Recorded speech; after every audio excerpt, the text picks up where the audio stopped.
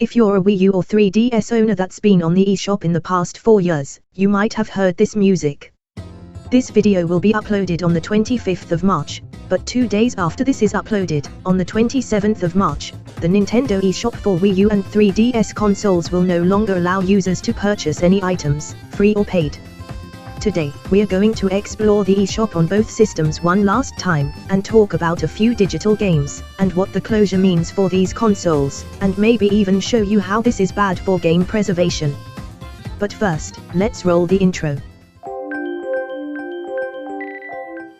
My name is ExperiencersInternational. I've been a proud Wii U owner since late 2014, and a 3DS owner for about a year at this point. Without further delay, let's get started.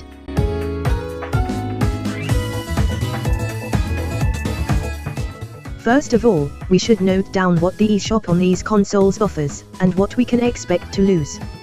The main discussion is going to be about virtual console titles. These are games from older consoles that you can play on your Wii U and 3DS, and let's just admit that we are losing a ton here. For starters, we're losing DS games on the Wii U. This was only a small handful of all the retail games, which stands at over 3,000, with us only getting 31 on the Wii U eShop. In PAL regions, may vary depending on your region. The Wii U's emulator for DS games is pretty awful with input lag, if you want to take that into account as well. Pretty much all of these aren't that rare, but there's a few Pokemon games here, which can be of decent value, for some games, when buying physically. None of these games are available digitally on any other platform when the eShop closes. Whilst not being classified as virtual console, since this doesn't use emulation, we also have pretty much the full DSiWare collection on the Nintendo 3DS, with the exception of 19 games, I believe, 2 of which are stock DSi titles which both have 3DS sequels. I don't really know too much about DSiWare, but there's probably quite a few good games that you'll probably want to check out. Please, for my sanity though, don't buy the cash grabs like Animal Crossing / Mario Clock / calculator titles. Please. The DSi shop closed back in 2017, whilst maintaining the ability to re-download content still, but like the DS games, none of these games are available on any other platform once the eShop closes, which means you'll have to commit piracy to play those games on your 3DS. A few games did get physical releases though. Considering we're on a handheld trend, we're also losing the Game Boy line of games, which Game Boy and Game Boy Color are available on the 3DS, and Game Boy Advance is available on the Wii U, and any Ambassador Program 3DS consoles. This totals to 70 games for Game Boy Advance, 49 Game Boy games, and 29 Game Boy Color games. This includes major games such as Pokemon Red and Blue, which is probably priced ridiculously for physical copies like every other old Pokemon game. I'd highly suggest picking it up if you are a fan of the series. I haven't played a single mainline Pokemon game, so I can't tell you whether it's good or bad. Surprisingly, these old Pokemon games seems to be a bit of a top seller on the eShop, probably because people are realizing that there's going to be no way to obtain if you don't want to pay ridiculous prices for physical copies. There was a rumored Nintendo Switch Online emulator for these a while back, but this hasn't happened yet, which means likely, none of these games are available digitally on any other platform. Well, that aged well. I was in the middle of writing the script for this video when Nintendo dropped some NSO emulators for all three. That shows you how long I've been writing this script for, lol. Unfortunately, still a lot of stuff on the 3DS and Wii U is not available on Switch Online, and Nintendo has only announced a handful of titles coming soon. We currently have no word of whether we'll get any classic Pokemon games though, which sucks with the high prices.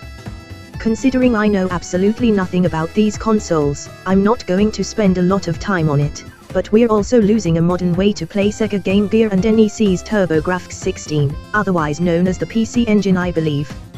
I have no idea, but most games are likely not available digitally on any other platform. Also, as I was about to record the text-to-speech for this, apparently the Japanese eShop had a computer, don't think it classifies as a console, known as the MSX. The Game Gear is available on the Nintendo 3DS, the TurboGrafx 16 are available on all regions of the Wii U eShop as well as in Japan on the 3DS eShop, and the MSX is available on the Wii U eShop in Japan. We've blasted through all the handhelds here, and I guess 2 home consoles, but we still have the rest of the home consoles to talk about. I'm grouping 3 of these consoles together, the NES, SNES and Nintendo 64, since most games will be covered by Nintendo Switch Online or the NSO expansion pack service, which means they will be still available digitally, albeit you won't actually own it, since it's a subscription-based model. Either way, there's definitely a few that Nintendo Switch Online doesn't have, such as Super Mario RPG, likely due to issues with Square Enix probably, as well as the classic NES title Duck Hunt. The NES is available on Wii U and 3DS, SNES on Wii U and the new Nintendo 3DS line of systems, and N64 is available on Wii U. There's one more, which may surprise some of you, but yes, the Wii also has a selection of titles which are classed as Virtual Console on the Wii U, NVM, apparently only Nintendo of America does. It's important to note though that none of these titles are digital WiiWare titles, all of these games have had a physical release, which means they'll still be obtainable. It's a small selection of 35 games, and nothing's really notable, apart from having both Mario Galaxy games, and technically having 3 GameCube games under the new Play Control branding. Unlike most Virtual Console titles, there's some that almost reaches the price of Nintendo Select games, which is crazy to think of here, mainly Super Mario Galaxy 2.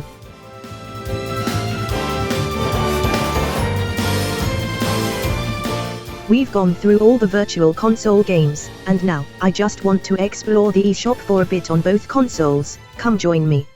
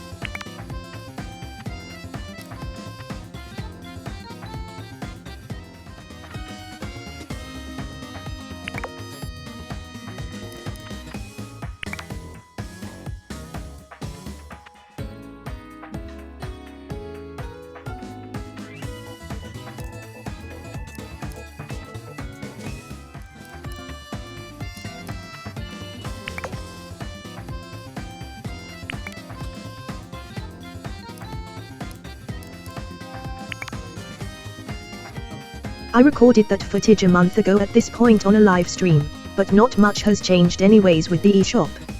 I'll go on to my 3DS footage now, but please note it does look pretty bad, and that's because I have no good capturing solution. Using Homebrew to capture on an older 3DS doesn't work well from what I've heard, by the way.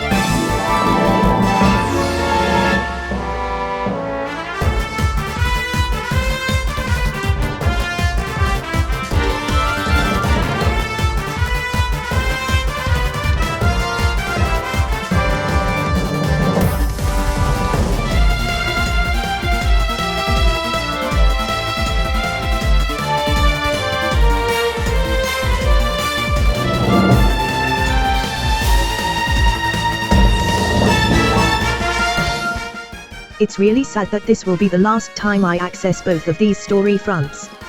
In fact, I've missed a digital storefront that we're also losing, haven't I? Introduced with an update for the 3DS was a theme shop, and it's not part of the Nintendo eShop application, but let's cover it. These allow you to customize your home menu with custom themes. Also, the theme I have applied is a theme I added through modding. You cannot get it regularly.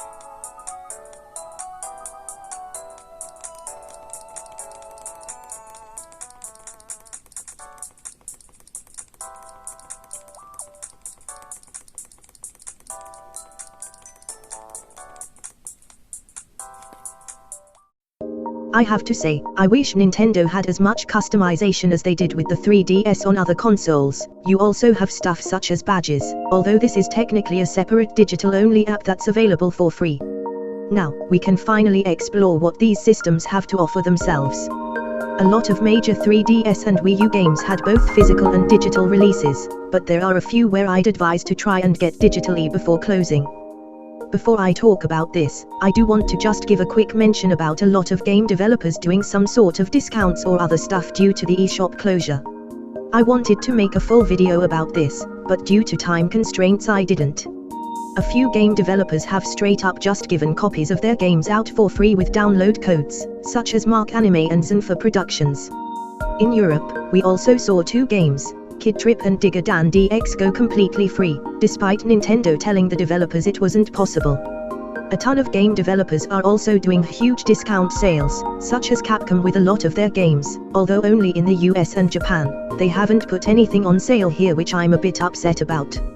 After this video, go load some money on and support these developers please. Anyways, back to the video. Any mainline Pokemon games are going to be an obvious choice to get. They will go up after the eShop closes. Again, I can't give you any recommendations on this. I'd recommend looking at other people's videos for information about Pokemon games. It's not well rated, but I need to give Wii Sports Club a mention. The physical release is roughly the same price of the digital release at the moment in the UK, but it's quite rare, and it's likely to go up after the eShop closes. All this really offers is an online system that isn't used a lot, as well as HD support and a better training system than the original. Like Wii Sports Resort, this also utilizes Motion Plus. The final difference I know about is boxing works with 2 Motion Plus remotes and not a nunchuck connected to a single Wii remote. I bought this pretty recently, and it's told me how much I suck at NES games, but the NES Remix collection should be looked at as well. I personally own NES Remix 2, which is a digital-only release here, although I think it might have had physical releases in America and Japan. But you also have NES Remix 1 and Ultimate NES Remix for the 3DS, which I believe did have a physical release as well here, but it seems to be a little expensive. These basically do a bunch of cool things with classic Nintendo games and gives you new challenges. For example, one of them was for Super Mario Bros. 3, and you basically have a double cherry equipped that has 0 hitboxes, basically meaning only the main character has a hitbox, and you have to complete the stage. I'll admit this took me a while, especially as I'm not great at classic Mario. I think I prefer 3D in all honesty, lol. NES Remix 2 also bundles in a completely different way to play the classic Super Mario Bros. By basically traveling from right to left instead of left to right, and your jump is slightly higher, in the form of Super Luigi Bros. Just for the full SMB, with a different way to play it, I think the £9 fee for this is quite worth it. The last game I'd like to make a quick mention of is Tomo the Sea High Life. My text-to-speech refuses to pronounce it well, sorry.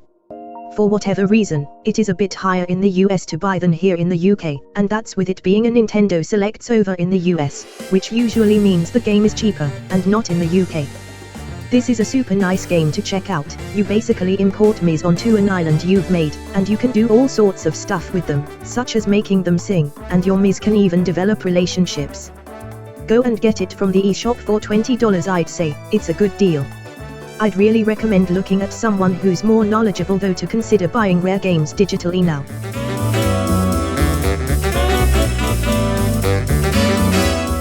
Finally, let's explore the best that these systems have to offer, both digital and physical releases and digital-only releases. I'm making a 10 years later video on this in a few months, but Animal Crossing New Leaf is a must-have game. This roughly costs the same price both physically and digitally, being around £16, but I'd recommend checking it out before Animal Crossing New Horizons, if you haven't played that already. Also, happy late 3 years anniversary. The dialogue is better, public works projects are super cool, Tour Timers Island is fun to hang out at with friends. It's probably the best in the series so far, sorry New Horizons. If you look at my channel, you may see I enjoy this game quite a bit. But the original Splatoon is definitely one of the best games on the Wii U nowadays. The online is really the only notable part, when comparing to the awful online experience in Splatoon 3, and even Splatoon 2 with the polling rate. Plus, it's still pretty chaotic, with specials such as the Crack EN, which you can literally complete story mode challenges with. I'll leave some footage in the card above. I will warn you right now that since the 3rd of March, Nintendo has disabled the online functionality in the name of emergency maintenance. You can still play on Pretendo Network if your console is hacked though. Pushmo, or rather Pull Blocks, is another IP Nintendo introduced with these consoles, and Pull Blocks World is actually really cool. It's basically a puzzle game where you have to get to the end, by pulling out blocks in the correct order.